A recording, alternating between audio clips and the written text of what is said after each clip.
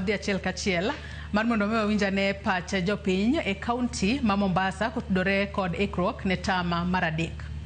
Kuom nyinga iluonga ni Vovin Muma, ajadak mar Mombasa kumiluongo ni Chuda, ajanyuol. To kawuoyo wach mar yaw mar skul odiochieng' ma kawuono, ne nyoro wayudo chandruok ahinya kwakonyo nyithindwa ka dhi dala masomo yo dala.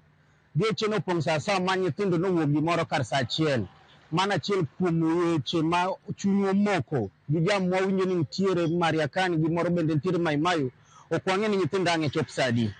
Kasto mar ariyo bende wan kaka jonyuol gini ogowa gi wuok sa sawa. Nwang'e ni yepo nyithindo biro yaw skul odiochieng' ma kawuono, lakini koro pesa olal, ochumi ni piny. Makata sani adhi e gwenge mag dho wath ka mondo mi adhi ayud mang'a ayudo matin no, apog gi mar ot, moko bende akone nyithinde skul mondo mi kik duoke, nikech sani en mana ni donjo gi wuok. Mondo mi kik riemb mara, akwayo ni mondo mi ang' ayudo matin aket ne jogo. Nyinga iluonga ni John Oucho, an jadak ma Mombasa. Kaluwore kod somo ma e Kenya ka, lokruok nitie maduong' kabisa. Mbele ka ncha ne wan gi ero mar private schools kane ji paro ni private schools ema nyithindo kalo. Sama ni awuotho e private schools mang'eny gokinyi kaka achiel kuom janyuol, ayudo ka sikunde gin empty nikech nyithindo nigi balance ma last term to nomigi warning ni kik inyon sikul ka ok clear balance ma last term. Koro nyithindo sani laro public schools, ema nyithindo sani okasore to gipong' makata kama nyithindo dhiye onge. Wach tek e yore mag somo, mano yore mag skul. Joma ng'eny sani kwayo ni gilamo mana Nyasaye mondo ka nyithindo onyuol ja sport, nikech jogo ka sport ka ema ber nyo yudore e jumbe ariyo kata dwe achiel mosekalo. Kanyo president kod jo politicians mang'eny nyo ungo mana jo mpira lwedo.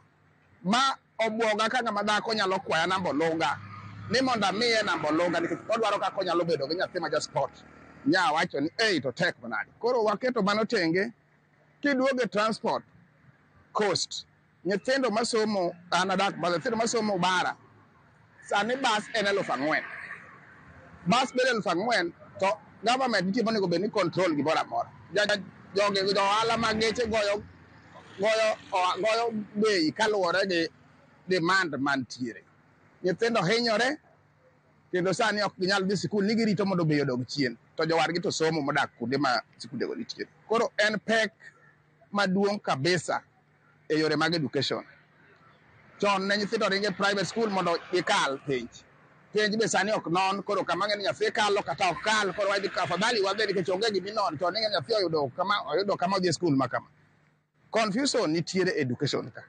Kuyie to loknwa gini ma nyithindo nyalo timore nyalo yude ber e mbele ka. Weche tek. Sani luonga ni Jared Otieno, an jodak modak Mombasa kae. Kiwango hapo awuoyo upande mar dok skul. Jodalo gino otek.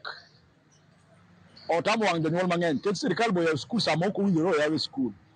Nwatemo kwa sirikal ka ne giyie. No giyoro nyithindo gi ne giyaw skul ka dwe orumo. Koro masani kaka ni jitemre kech ng'eni ko gidoke skul ne.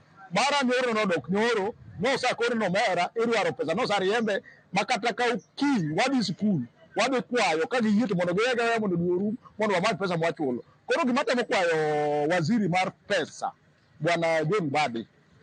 Gini en gadier ma Nyasaye iwacho ni keto pesa e skul to pesa ni pok iketo e skul. Ket wan kaka jonyuol wawinjo matek oko ka iriembo nyithindo ket jopuonjruok ni skul pok otimre nade pok oornegi pesa. Koro en gima tek kuomwa kaka jonyuol. Koro watemo kwa sirikal kogiyie to gior pesa ne jopuonj ket ndalo uru ne gigi nok riemb nyithindo ok riemb e skul. Magoa nok yie mondo riemb nyathi e skul. Bende sama wan go sani ni ok otim follow up e skundegi. En aena gibobet Nairobi kucho to ji hinyore e ground kuondegi. En ok owuothi, en obet mana piny.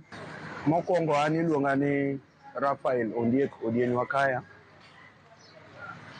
An jadak ma Mombasa kae. School fees ok makre.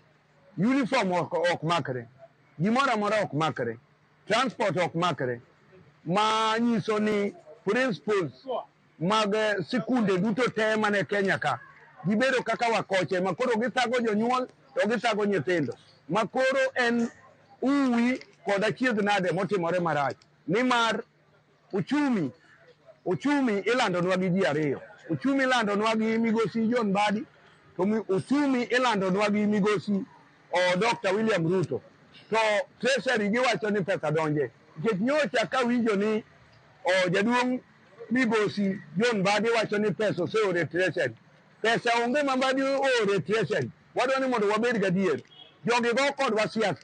To ka gigo kodwa siasa, aneno ka Kenya podho to jomoko nyiero. Kenya gore piny to jomoko nyiero.